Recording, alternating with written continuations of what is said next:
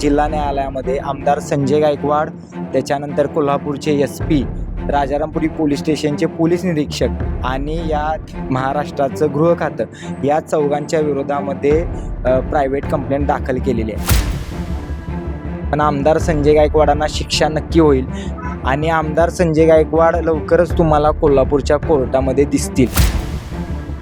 ते आमदार संजय गायकवाड निवांत बसलेले आहेत घरात, निवांत ते फिरतायत. त्यांचे कार्यकर्ते जे मला शिवीगाळ करतायत, आई बहिणीवरून घाणघाण शिव्या देत आहेत, ते सुद्धा निवांत बसलेले आहेत आणि मला मात्र कोर्टाच्या आणि पोलीस स्टेशनच्या पायऱ्या झिजवायला लागतात. नमस्कार, मी दुर्वा दळवी तुमचं सगळ्यांचं स्वागत करते लोकमतमध्ये. कोल्हापुरातील एक प्रकरण म्हणजेच कॉम्रेड गोविंद पानसरे लिखित शिवाजी कोण होता हे पुस्तक, या पुस्तकावरनं 2 ते 3 महिन्यापूर्वी खूप मोठा वाद रंगलेला होता. आमदार संजय गायकवाड यांनी आक्षेपार्ह वक्तव्य केलं, त्याचबरोबर या पुस्तकाचे प्रकाशक प्रशांत आंबी यांना शिवीगाळ केलेली होती.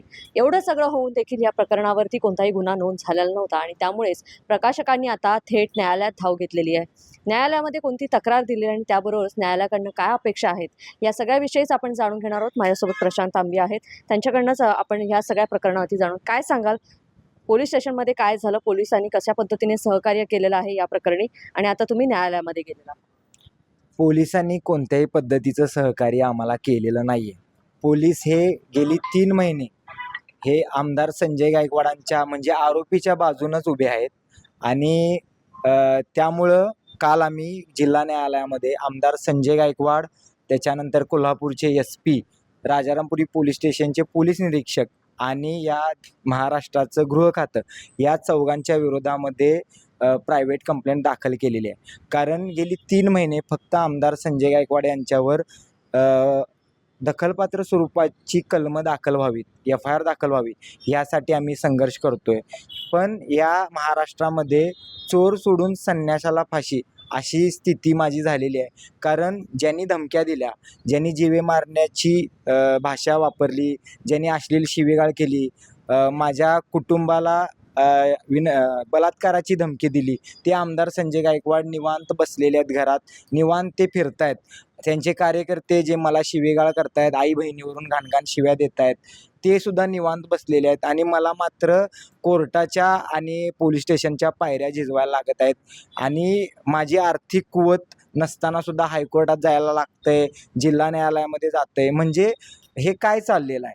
म्हणजे तुम्ही ज्यांनी गुन्हा केलेला आहे त्यांना शिक्षा देणार आहे का नाही, का फक्त तुम्ही माझेच हाल करणार आहे? त्यामुळं पण ठीक आहे, जेवढं शक्य आहे तेवढं आम्ही शेवटपर्यंत लढण्याची आमची तयारी आहे. याच प्रकरणावरनं कोल्हापूरपासून आंदोलन सुरू झालेलं बुलढाण्यापर्यंत गेला होता, मात्र पोलिसांकडनं कोणतीच सहकार्याची भूमिका तुमच्याबाबत दिसली नव्हती.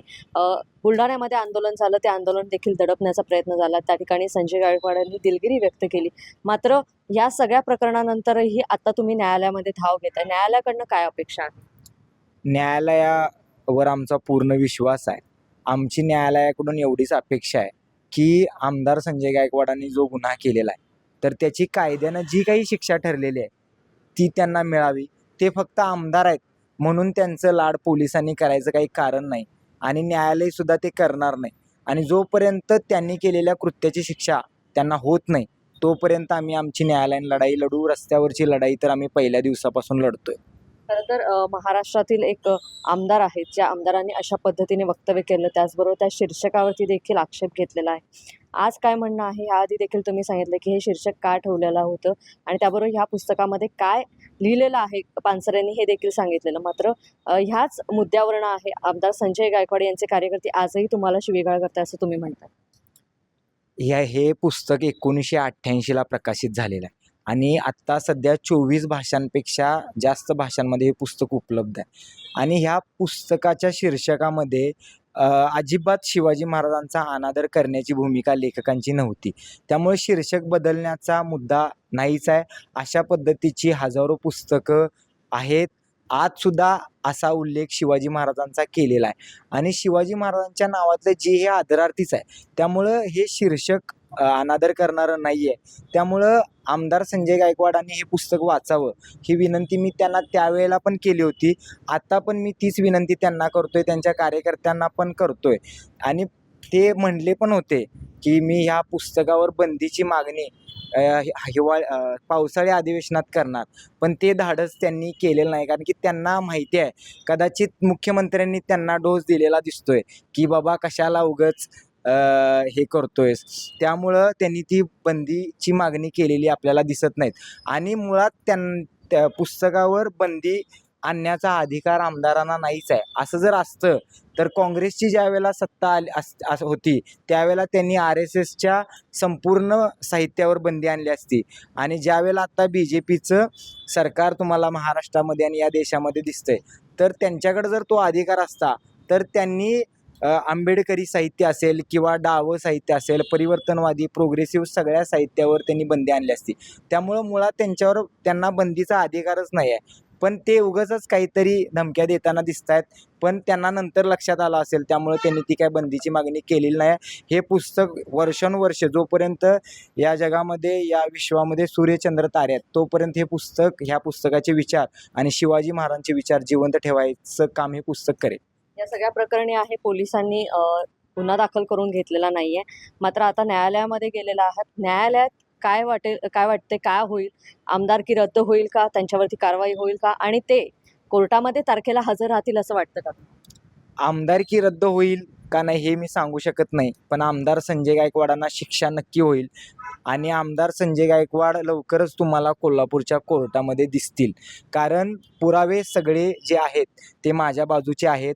ते जरी म्हणत असले की यांनी रेकॉर्डिंगमध्ये छेडछाड वगैरे केलेली आहे, तर ते सगळं खोटं आहेत आणि ते वारंवार उघडं पडलेले आहेत. त्यामुळं पुरावे सर्व माझ्या बाजूनं आहेत आणि त्यांनी खरोखर गुन्हा केलेला आहे. त्यामुळं त्यांना शिक्षा होईलच ही खात्री आणि हा विश्वास मला आहे. नक्कीच. तर आपण पाहिलं कोल्हापुरातील प्रशांत आंबी हे प्रकाशक आपल्यासोबत होते. त्यांच्याकडनं जाणून घेतलं की आता ते न्यायालयामध्ये गेले आहेत. न्यायालयाकडनं त्यांना कोणत्या पद्धतीने न्यायाची अपेक्षा आहे आणि त्याचबरोबर संजय गायकवाड देखील कोल्हापूरमध्ये कोर्टामध्ये ज्या वेळेला तारीख असेल त्यावेळेला येतील असा त्यांनी विश्वास आहे तो सांगितलेला आहे. मात्र या संपूर्ण प्रकरणामध्ये नेमकं काय होणार आहे, संजय गायकवाड यांची प्रतिक्रिया काय असणार आहे हे देखील आपण जाणून घेणार आहोत. मात्र तुर्तास मी इथेच थांबते. लोकमतसाठी कोल्हापूरहून दुर्वा दळवी. धन्यवाद.